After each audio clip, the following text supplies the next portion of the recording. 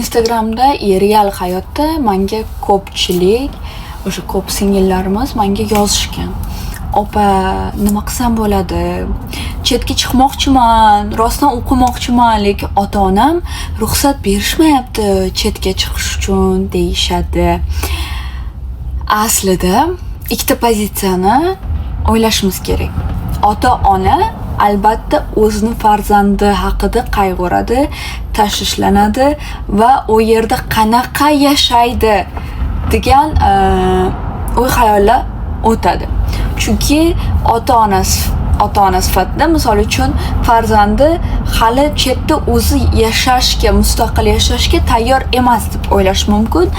Lekin bola hali chetga chiqmagan, turli xil xayollarda baribir orzu qilinadi-ku, turli xil orzularda chiqisi keladi. Misol uchun, borganimda bunaqa hayotni O'zbekistondan ko'rib boshqacha tasavvur qiladi.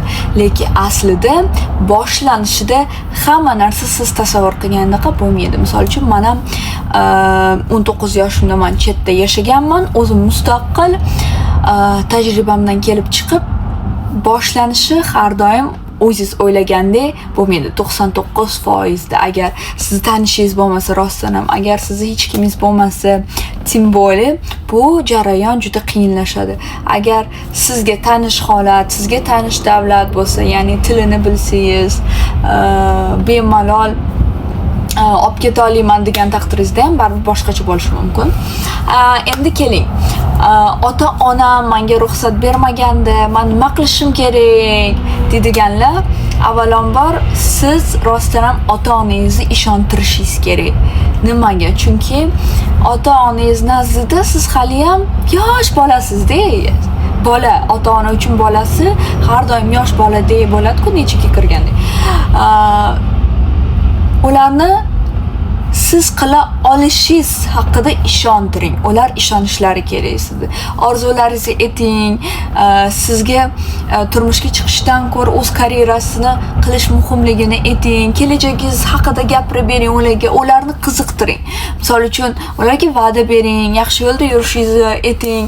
Chunki bizani jamiyatda ko'pincha ota-onalar faqat bitta narsadan tashvishlanadi. Chetga chiqsa, meni qizim yomon bo'lib ketsa-chi?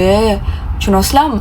Keyin nima qilamiz? Mana shu tashvishda yurishadi, lekin undan ko'ra u narsalarni umuman o'ylamasligingiz kerak. Qizingizga ishonishingiz kerak. Ota-onalar uni kelajagini qilish uchun, u kelajagini o'zi qurish uchun siz u qizingizga qo'lingizni berishingiz kerak. U sizga ishonishi kerak.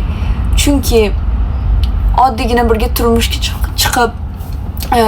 chiqib ketib, orzulari barbod bo'lishdan ko'ra, ertaga o'sha orzusi o'xshamasa ham, zato men harakat qilib ko'rdim, o'xshamadi-ku degan boshqa charoda nima deysizlar ota-onalar?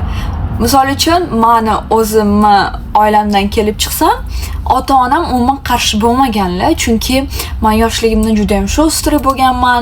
Даже 12-13 yoshimdayoq men naqsh chizib pul topardim va ishonasizlarmi, o'zimni xohishim uchun men rostdan ham o'qishni xohlaganimni nimadan bilintirganman.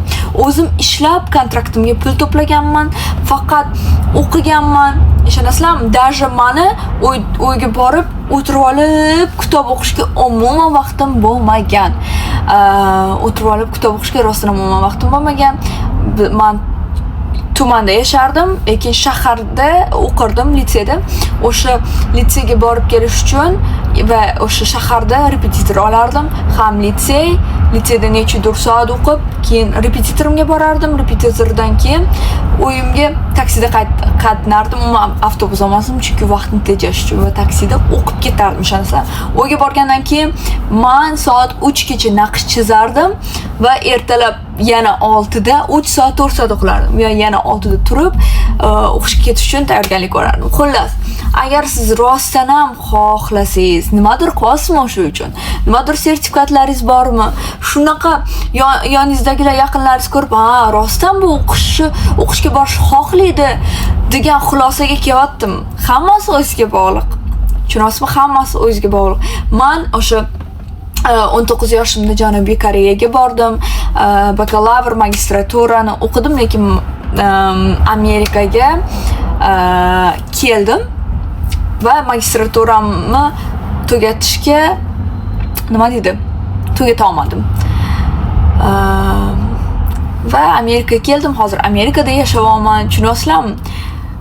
Odam o'zi mustaqil harakat qilishi kerak. Agar mustaqil harakat qilsa, hammasi bo'ladi. Ishonasizlarmi? Ishonish kerak muhimi. Siz rostdan ham ishontira bilishingiz kerak.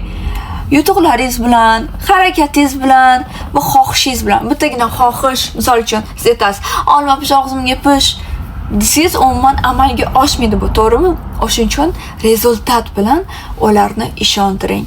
Va man degan qattiqqo'l ota-onalar ham o'z farzandini chetga chiqishiga, o'qishiga imkon yaratib beradi.